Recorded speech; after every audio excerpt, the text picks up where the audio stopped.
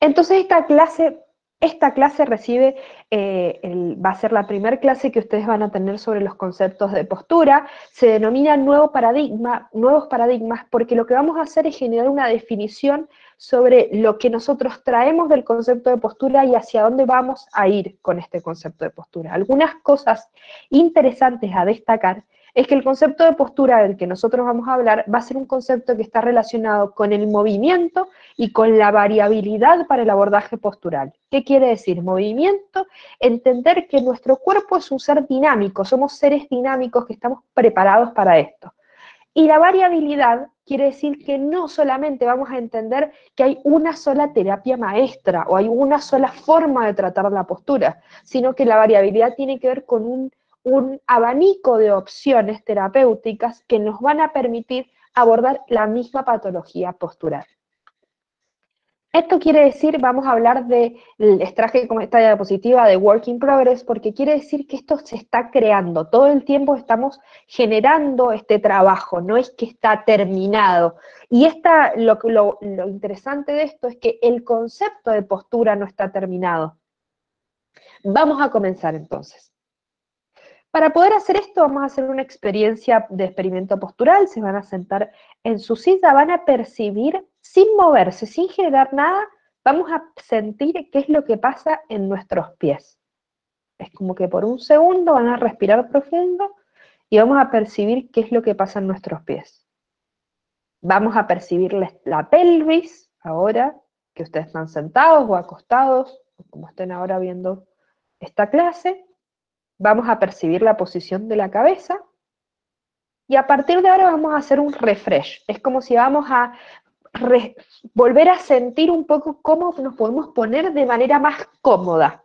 A ver si tienen 10 segundos para acomodarse. Vamos a buscar mayor confort. A partir de esto que sentimos, vamos a buscar generar algo más confortable, más libre, más simple y más sentido. Entonces la pregunta viene ahora. Esto que ustedes generaron, esta segunda opción de postura, porque ustedes tenían una postura frente a la diapositiva, vamos a decirlo, y generamos una nueva opción. Esta nueva opción también la vamos a incluir dentro del concepto de postura. ¿Por qué? Porque así como podemos ver, tendemos a entender la postura como algo que hay que corregir a la fuerza, como esta imagen que tenemos acá, en vez de entender a la postura como algo que busca la comodidad, busca la simpleza, busca la economía. Y esto es algo muy importante. Se dieron cuenta que en ningún momento del experimento yo mencioné algo que tuviera que ver con la estática o con lo ideal. Simplemente les pedí que sintieran y a partir de esa sensación ustedes buscaron su propia corrección. Esto es muy importante, es muy interesante, porque evita este concepto de sostener, ¿no es cierto? Imagínense qué difícil que es para nuestro cuerpo estar como este señor, que frente al viento está sosteniendo una rama. El concepto de postura tiene que ver más con fluir en este mundo de movimiento. Entonces la definición de postura a partir de esta experiencia tiene que ver con algo dinámico, tiene que ver con algo que varía, que se adapta y que tiene que ver con sentir, ¿no les pareció? Entonces podemos decir que a partir de la percepción de cómo nos movemos y cómo nos sentimos, podemos integrar toda la información que recibimos del medio, la información que recibimos de nuestros isquiones, de nuestros talones, de la posición de la cabeza, de nuestros ojos mirando la pantalla, y busca como principal, como fin último, vamos a decir, cumplir con las funciones básicas. Entender que a partir de las hegemonías, como puede ser saltar, correr, buscar comida, llevarnos la comida a la boca, treparnos, a partir de nuestro movimiento nacen nuestras opciones de postura. ¿Por qué es importante entender esto? Porque cuando ustedes integren que el concepto de postura está muy asociado a la función que quiero cumplir, van a salir del concepto de postura al movimiento, van a salir de este concepto que vamos a decir que el que ustedes traen hasta tercero, que es la posición que adopta el cuerpo alineando sus segmentos en un medio ambiente determinado. Esto es la primera definición que surge en un alumno de tercer año. Como que tiene que ver la postura con alinear cosas, con estar derecho, con lograr un equilibrio, y se aleja a el concepto de postura real de que es un ser que se mueve, de que el movimiento y la necesidad a cubrir y la necesidad que queremos suplir son básicas para poder lograr una postura correcta. Quiere decir, por ejemplo, que el niño que tenemos aquí en la foto saltando este charco necesita cierto control postural para lograr esta función. Y es útil y es eficaz en cuanto se logre sin dañar la estructura. Les pido por favor que si me están mandando mensajes al Meet, por favor lo hagan en voz alta porque no estoy viendo el chat. Entonces el concepto de postura cambió a algo que tiene que ver con necesidades de movimiento, como lo que ustedes hicieron para acomodarse frente a la pantalla. Entendiendo esto, puedo comprender que la postura está muy relacionada con la primera unidad que vimos, que era la unidad donde la doctora Sharman lo que hace es integrar sensorialmente, fisiológicamente, estructuralmente, anatómicamente, los sistemas del cuerpo humano. Quiere decir que los sistemas del cuerpo humano, tanto el respiratorio, circulatorio, la integración de los sentidos, tanto lo que es visual, vestibular, la sensorialidad de nuestros pies, de nuestra piel, nos van a condicionar un movimiento, y ese movimiento necesariamente nos va a poner en una postura específica. Entonces dejamos de integrar solamente las estructuras como únicos agentes de la postura, los captores posturales, por ejemplo. ¿Y que de dónde viene el concepto de captor postural? Viene de una parte de la postura que se llama posturología, que es el estudio de la postura, en donde vamos a estudiar distintos elementos o informaciones aferentes, o sea, que viajan desde el medio externo, medio interno de nuestro cuerpo o el medio externo, viajan hacia el sistema nervioso como impulsos aferentes y mandan distintas órdenes para poder controlar nuestro movimiento y nuestra postura. Entonces, en base a eso, entendemos que la postura necesita una gran integración de los impulsos, de los impulsos aferentes como eferentes. Y nace de acá un concepto que buscamos erradicar con esto, de nuestro pensamiento, que viene del mundo clínico, en donde decimos, bueno, le planteamos a una persona qué le pasa, y si la persona nos dice, me duele el hombro cuando lo levanto, entonces la respuesta más lógica o cinesiofóbica, me gustaría decirle, quiere decir, bueno, entonces no levantemos el hombro. Como que buscamos suplir la disfunción con más disfunción, con un modelo cinesiofóbico. ¿Qué quiere decir? Cinesio movimiento, fóbico, fobia movimiento o miedo a moverse, y generamos como este concepto de, bueno, entonces si la cabeza me duele cuando la hago para adelante, no la hago para adelante. Si el hombro me duele cuando lo levanto más de 10 grados, no lo levanto más de 10 grados. Y con este modelo no logramos leer lo que el paciente nos trata de manifestar. Como que hacemos oídos sordos a lo que hay detrás de ese síntoma. Bien.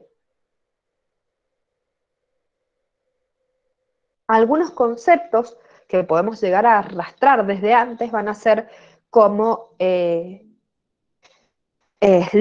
Por ejemplo, no llevar los hombros hacia adelante, como concepto que traemos de prohibido, como que está súper prohibido en el mundo postural, como que apenas uno dice, bueno, yo hago postura, la primera opción que surge desde la sociedad va a ser que no hay que llevar los hombros hacia adelante, que no hay que flexionar profundo las rodillas, que las rodillas no pueden pasar la punta de los pies, que no hay que rotar la columna. Esto es algo que sucede mucho en los pacientes con dolor lumbar, que van al médico y la primera cosa que le dicen es que no hay que rotar la columna porque si no podemos producir como algo mucho peor, que no hay que cargar peso, que no hay que correr y no hay que hacer impacto. Incluso a los corredores se les recomienda no volver a correr si tienen lumbalgias, no sentarse ni pararse de una determinada manera, como no me tengo que sentar con la pelvis en una posición o con la pelvis en otra posición, o me tengo que parar sobre los talones con la carga, o no tengo que relajar la postura, tengo que estar metiendo el abdomen, no puedo relajar la musculatura abdominal.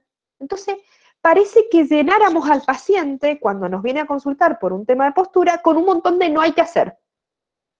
En vez de entender el concepto de la posibilidad, del abanico que tenemos de opciones, vamos a llenarlos de no. Y entonces después, cuando el paciente tenga miedo a moverse, vamos a decir que tiene cinesiofobia, no entendiendo que fue un concepto que nosotros arrastramos y de alguna manera retroalimentamos con nuestro saber kinésico. Entonces, la pregunta es, ¿el movimiento y la postura son los culpables o el culpable de ese dolor tiene que ver con la repetitividad? O sea, a generar un único movimiento, un único patrón de movimiento repetido en el tiempo. Hacer uso excesivo de ese patrón. Por ejemplo, la postura descendente. Decir, no, lo que pasa es que lo que debe estar mal es mi postura en la computadora, mi postura frente a la pantalla, y no 8 horas sin pararme de la silla como causantes del problema. El estilo de vida, decir, bueno, yo sí entreno, y quiere decir que voy 1 hora o 2 horas semanales a moverme al gimnasio. Y que moverme quiere decir hacer ejercicios de bíceps, de tríceps o abdominales, y ese es mi estilo de vida. O tiene que ver la lesión con la falta de opciones motrices, que quiere decir que frente al movimiento solo entiendo una sola posibilidad. Por ejemplo, frente a agacharme solo entiendo una sola. Voy al piso de la misma manera todas las veces. Me levanto de la misma manera todas las veces, porque me dijeron que hay que mantener, me llené tanto de no, que lo que no tengo es posibilidades. Factores psicosociales, o sea, por ejemplo, que no puedo andar, no puedo generar una flexión del torso, porque flexión del torso quiere decir que ando palabras como curcuncho, doblado, mirando hacia abajo, deprimido, tienen todas estas cosas y que tienen que ver con ideas que están preconcebidas y que están preconcebidas desde lo cultural, como lo tenemos incorporado en otras cosas. El concepto de postura es algo que nosotros venimos arrastrando hace mucho tiempo, ¿sí? Ahora les pregunto, cuando ustedes les dije que teníamos que mejorar la postura en la experiencia que hicimos al principio, ¿ustedes sintieron que fue un esfuerzo inmenso o que fue un conjunto de movimientos que los ayudaron a sentirse más cómodos? Quiero que cada uno se haga esa pregunta. ¿Por qué cuando yo someto a un paciente a mejorar su postura, como si pudiéramos mejorarla, o sea, podríamos hacerla más funcional, pero ya no quedaría con este esfuerzo? Vamos a decir a estar más derechos o a mejorar la postura porque yo lo veo y se ve más bonito derecho que encorvado. Le pido que haga tremendo esfuerzo, le pido que tiene que estar en una misma posición, sosteniendo la cabeza en el espacio de determinada manera, con los hombros hacia atrás, las escápulas juntas, y así tengo que andar por la vida. Cuando yo, frente a modificar la postura y hacerla más cómoda, no hago ninguno de estos esfuerzos. Y entonces viene el preconcepto, que parece que existe como una imagen que nos bajamos de Google instantáneamente, automáticamente, cuando hablamos de postura, en donde se nos viene esto. Se nos viene una estructura que es rígida y que tiene como esta fotografía de perfil, que de verdad que esto creo que todos los pacientes lo tienen, en donde el abdomen está plano, las escápulas como hacia atrás, mirando hacia el frente, horizontalidad de la mirada, la cabeza recta, y todo lo contrario como bueno y malo, como generamos una gran polaridad entre la postura correcta y la postura incorrecta, y esto lo transportamos como si fuera un axioma básico para poder lograr la funcionalidad. ¿Y qué produce esto? Bueno, hablemos entonces de cómo lo hago. ¿Por qué? Yo digo, no, porque esto es un concepto que yo no quiero arrastrar, pero las frases que vamos a ocupar van a ser mirar hacia adelante, mirar hacia arriba y meter el mentón, generar esto. ¿Eso qué hace? Un bloqueo en la parte superior o anterior o posterior. O sea, no le doy la opción a que la cabeza, que tiene que tener la función de ubicar la mirada en el espacio, esté libre, sino que la bloqueo. Los hombros hacia atrás y hacia abajo. ¿Qué genero? Un bloqueo escapular, que a la hora de generar un movimiento en el hombro mucho más amplio, la persona genere un bloqueo escapular. Ponerse derecho y sacar pecho, esa es otra, como no. Ponete derecho y hay que sacar pecho todo el tiempo hacia adelante. ¿Qué genero? Un bloqueo costal inferior. Enderezate, vamos a enderezarse, generar esto de generar, de hacer que la columna se posicione siempre en extensión. Vamos a automáticamente bloquear lo que es la zona lumbosacra. Y después vamos a hablar de la pelvis, de que siempre la pelvis tiene que estar de alguna manera en anteversión todo el tiempo. Y esto va a generar que la carga en los miembros inferiores esté alterada, y además le quita la propiocepción a los pies. O sea que si yo veo todo lo que genera, las frases que ocupo todo el tiempo con un paciente cuando hablo de postura, lo único que busco son bloqueos, no generar posibilidades de movimiento, no trabajar sobre la percepción, no entender esta situación de los impulsos aferentes que tienen que viajar al sistema nervioso, ser procesados y a partir de ahí largar la acción. Y vamos a usar este axioma que va a cambiar completamente, les voy a plantear que vamos a decir que primero siento y luego existo. Quiere decir que yo necesito trabajar sobre esta percepción del movimiento, percepción de los impulsos, bueno, percepción de los impulsos obviamente es nervioso, pero esta percepción de mi medio interno y externo, y a partir de esa percepción generar un cambio. ¿Por qué? Porque voy a estar trabajando directamente sobre el sistema nervioso. Si yo no trabajo sobre la percepción, no puedo generar una acción luego, porque primero siento y después hago. ¿Sí? Es como un mecanismo de acción-reacción. Necesito sentir para poder reaccionar. Si no lo estoy haciendo desde un lugar puramente de control motor voluntario eferente que se me va a olvidar apenas cambie. ¿Sí? Apenas yo deje de sentir, por ejemplo, me olvidé, porque no puedo estar pensando todo el día en estar con el pecho acá, voy a volver con el pecho acá. Y entonces le decimos al niño, no, lo que pasa es que le tengo que estar recordando, como si el sistema postural necesitara una alarma de decir, bueno, recordando estar derecho. Entonces, la pregunta acá viene, yo le estoy planteando a mi paciente, ¿movimiento o antimovimiento? Y a partir de esto genero una respuesta de variabilidad de opciones funcional o genero una cinesiofobia.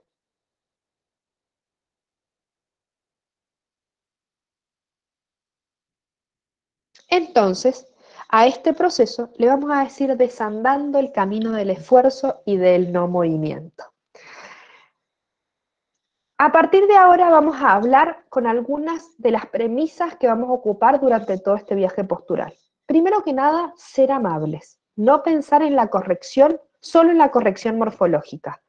O sea, que la postura ya no es nada más una expresión, no es nada más una fotografía, sino que la postura tiene que ver con nuestra expresión física de nuestro temperamento. Vamos a ver autores que hablan de la expresión de nuestro ser a través del movimiento y de la postura.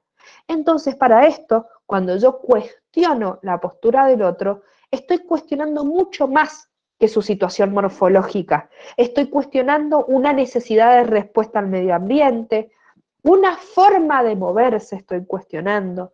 Entonces, algo fundamental para esto es que ustedes sean amables con ese cambio. Darle al cuerpo variabilidad de movimiento. Nosotros somos seres que estamos entrenados o estamos hechos para poder movernos en distintos lugares, como esta imagen que les mostré al principio, en donde el niño está preparado para saltar un árbol, el adulto está preparado para agacharse, para levantar algo, para saltar, para treparse, para sentarse, para acostarse. Tiene una variabilidad de movimientos y además cada movimiento puede hacerse de distintas maneras. Entonces muchas veces nos encontramos con adultos que tienen la creencia de que hay una sola forma de moverse. Y claro que luego eso les va a generar una patología, porque no tener variabilidad de movimiento sobrecarga estructuras. Si yo cada vez que voy al piso, por ejemplo, descender el centro de gravedad, lo hago de distintas maneras, es muy difícil que me genere una lesión de sobreuso. Probablemente genere una variabilidad, una búsqueda de cuál es la posición correcta de acuerdo al estímulo, de acuerdo a la carga externa, de acuerdo a lo que tengan los pies, de acuerdo a cómo sea la gravedad en ese momento, de acuerdo hacia dónde tengo que bajar.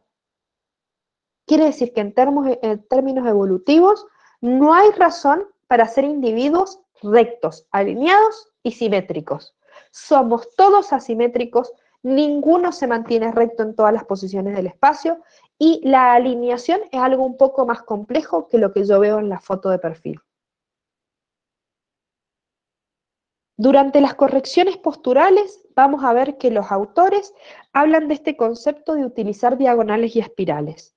Es un poco la idea de romper con el pensamiento flexo-extensor del movimiento. Quiere decir que yo dejo entender al cuerpo como simplemente bisagras que trabajan en este plano frontal. O sea, que la postura es más de esto y esto, sino que tiene que ver con el movimiento del cuerpo en el espacio. El uso de diagonales y espirales lo que les va a dar es la posibilidad de trabajar en todos los planos del espacio y en distintos niveles. Por ejemplo, la cabeza, el tronco, unir la cabeza al tronco les va a permitir trabajar sobre distintos planos y no solamente el concepto que tenemos de esto estar derecho, esto es estar encorvado. Las actividades sensoriales simples para desbloquear hábitos. Esto es lo que hicimos al principio. Esta posibilidad de percibir el medio externo, mi cuerpo, la carga de peso, se puede estimular con cosas simples como imaginar, cantar, dibujar, tocar, estimular, poner ritmo, generar placer.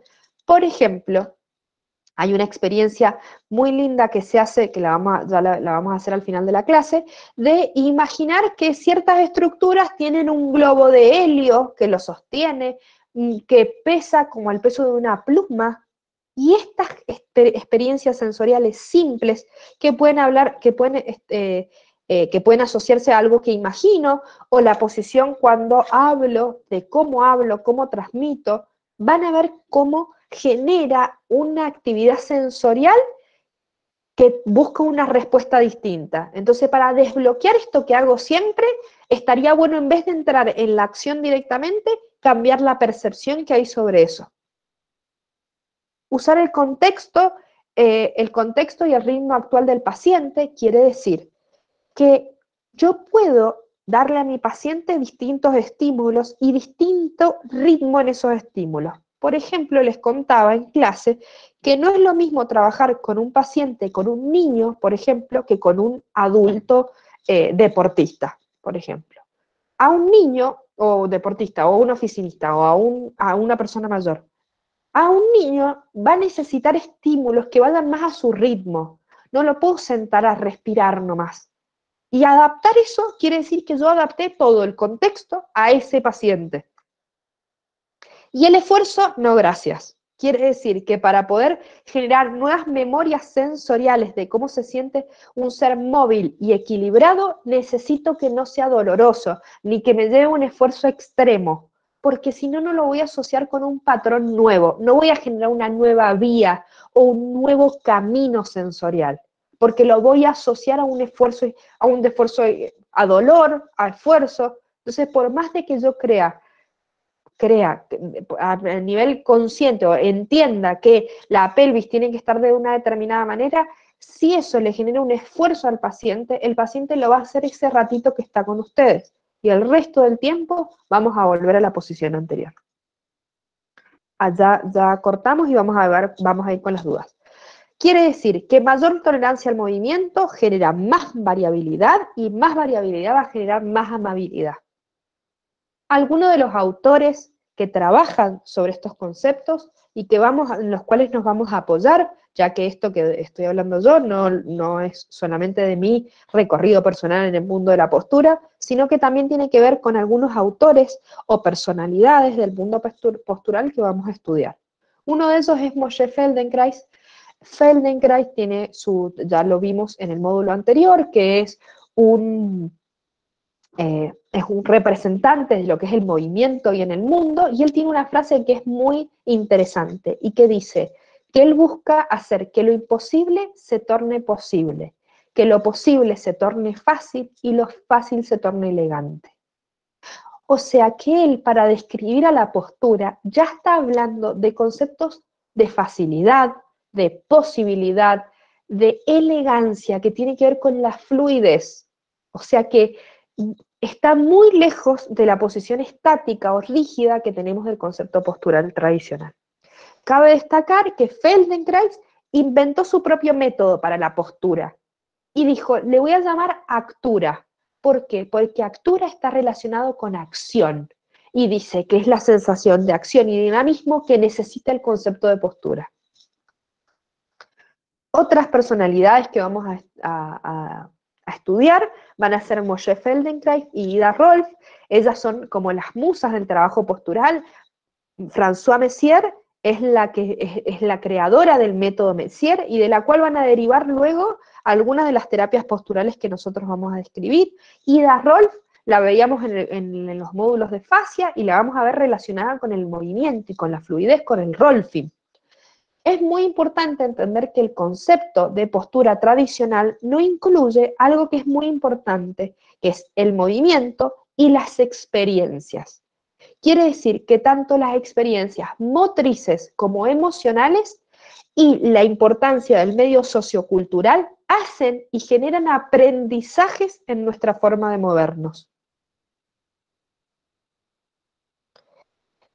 Y estos libros, como el Manual del Messierista, que ya los recomendé para poder leer un poco más sobre el mundo de postura, están escritos por Godelif. Godelif, discípula también de Messier, contemporánea, van a ver que en el apunte de la historia de postura van a tener nombrado su nombre. Ella tiene un método que se llama GDS, que se enseña acá incluso en Argentina, donde vamos a tener en cuenta esta premisa, que es el cuerpo es lenguaje, expresando en su postura aquello que las palabras no siempre pueden expresar. Y con esto, Godelif lo que hace es introducir nuestra percepción de nuestro estado de ánimo, de nuestras emociones, a través de la postura. Hasta acá vamos a llegar, les agradezco por su atención, vamos a darle espacio ahora a las preguntas.